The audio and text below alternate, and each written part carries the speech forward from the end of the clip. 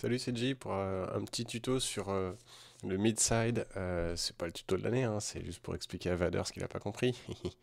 Bon, alors, pour rentrer dans le vif du sujet, voilà ce que j'ai fait. J'ai fait une petite boucle de rien du tout avec une drum et un pad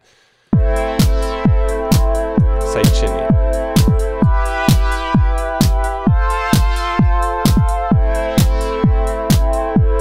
Bon, on entend clairement le sidechain, hein, c'est assez abusé, c'est fait exprès.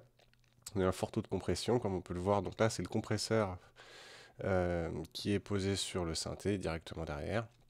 Donc là, je vais parler du mid-side dans le cadre de la compression. Enfin, je vais surtout présenter ce qu'est le mid-side.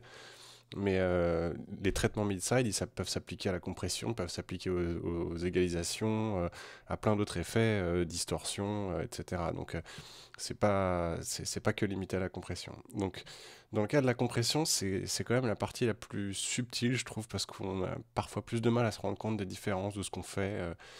Bon, je vais essayer de me focaliser un tout petit peu sur cette partie compression mid-side. Donc voilà ce que j'ai fait.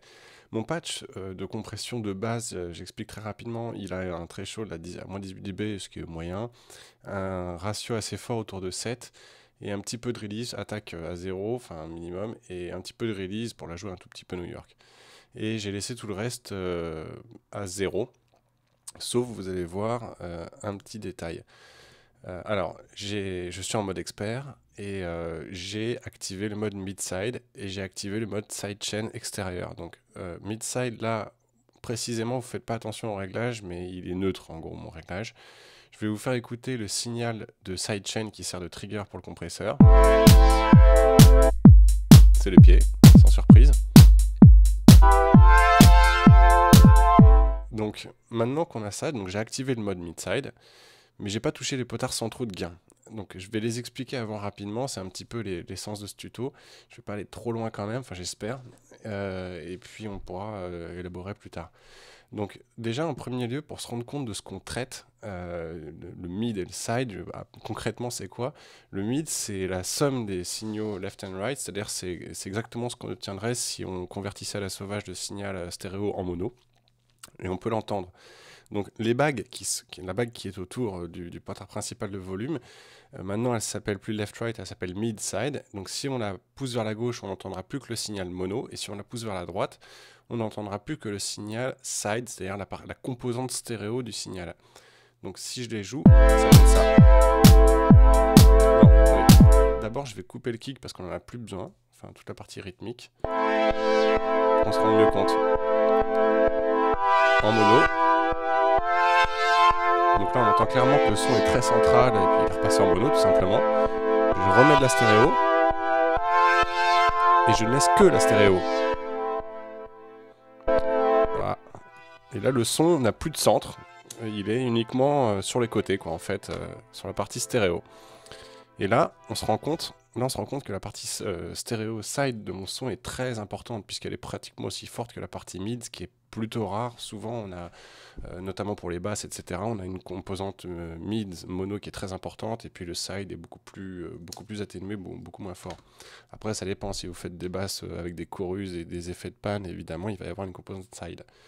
Donc dans mon cas, l'avantage c'est que comme on travaille en sidechain avec un kick qui sert de trigger pour le compresseur et non pas le signal lui-même, et en particulier ses composantes mid et side, ça reste assez simple et on va rester simple dans ce tuto. Le réglage maintenant, je vais remettre le réglage là pour entendre la partie mid et side à 50-50, hein, c'est ce qui m'intéresse. Donc commande et puis le clic, ça permet de remettre à 0. Et je vais m'intéresser à ces potards au centre, qui sont des potards de gain d'envoi du signal de la composante mid ou side dans le compresseur.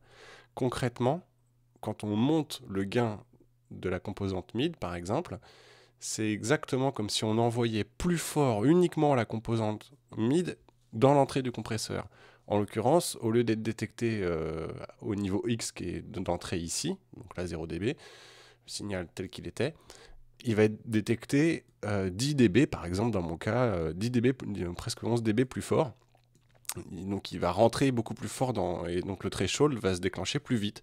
Donc monter le potard de ici revient à monter pour la composante mid uniquement revient à baisser le threshold d'autant, en fait, tout simplement. Et pareil pour la composant side, quand je monte le gain ici, c'est comme si je baissais le threshold, mais que pour la composante side. Donc là, en gros, basiquement, je vais doser la compression que j'applique à la composante mid ou side, vraiment très basiquement, quoi. C'est-à-dire à quel moment se déclenche le compresseur.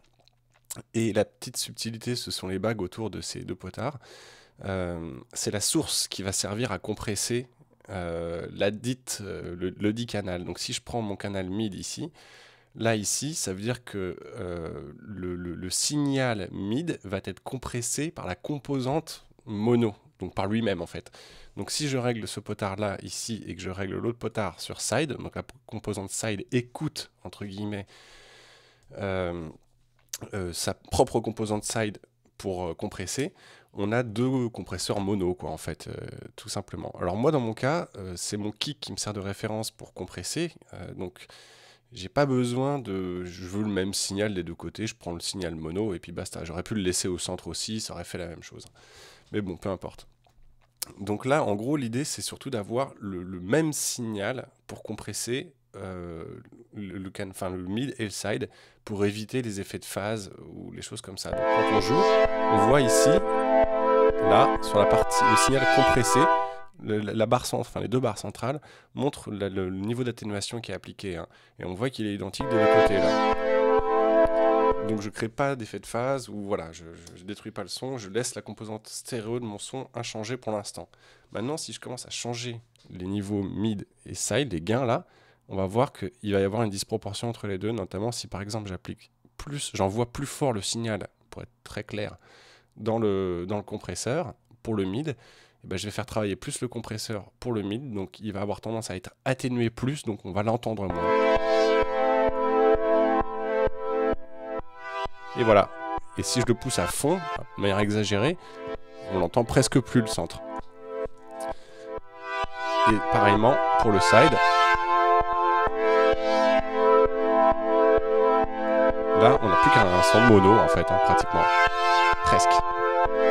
Donc voilà, là on peut doser directement la compression qu'on veut appliquer à une composante ou l'autre. Après, ça dépend de ce qu'on veut faire. Si par exemple, là je traite un pad, bon, il était plus ou moins bien comme il était au début, mais si je sais qu'il va taper dans les mêmes fréquences que mon lead en particulier et qui risque de clasher un peu avec, bah, je vais atténuer un peu le centre pour laisser un petit peu de place à mon lead justement. Après, c'est une question de besoin. Hein. Donc, voilà l'essentiel de ce que je voulais montrer pour le mid-side. C'est pas plus compliqué que ça. En particulier quand on travaille en sidechain comme moi, voilà, c'est les deux bagues, elles sont sur la composante mid, c'est aussi simple. Souvent le signal est plus net parce que si on part d'un kick, il y a souvent plus de composantes dans le mid, donc autant prendre le signal le plus clair possible. C'est pour ça que je le mets sur mid en fait et pas au centre. Mais bon, c'est à peu près pareil. Hein. Et puis après, on pourra explorer la compression avec là le potard non plus réglé en sidechain mais avec son propre signal et faire des effets de stéréo automatiques par exemple en réglant cette bague là complètement à droite et le gain complètement à 0 ici, on va obtenir un effet de stéréo automatique. Donc le centre ici est plus du tout compressé, il est plat et la partie side elle est compressée par elle-même en fait, et donc plus il va y avoir des effets stéréo, plus ça va compresser et plus ça va se relâcher, plus on va réentendre l'effet stéréo. Donc c'est ouais, clairement de l'effet automatique stéréo. Et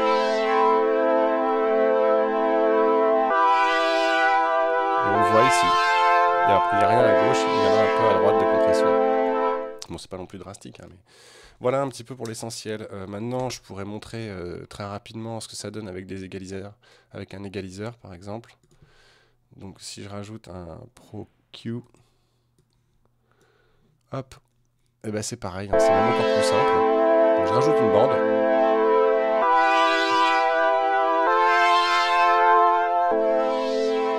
Voilà, j'atténue pour qu'on entende bien l'effet là. On voit clairement.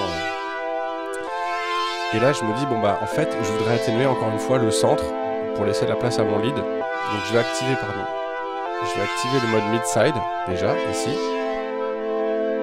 Et je vais splitter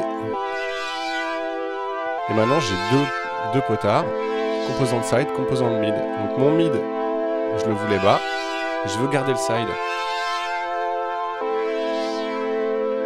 Même l'amplifier un petit peu, pourquoi pas. Et mon mid, lui, je veux bien l'atténuer. Et voilà. C'est vraiment pas plus compliqué. Avec et sans.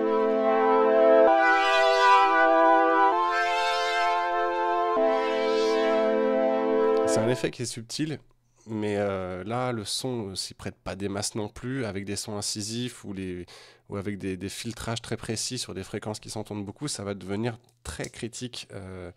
Donc après, bah, c'est une question d'expérimentation, hein. Le mid-side, je pense que en fait, c'est capital pour réussir à rendre les mix homogènes. Maintenant, j'essaye aussi, comme tout le monde, de trouver des bons tricks. Bon, bah à vous. Tchuss.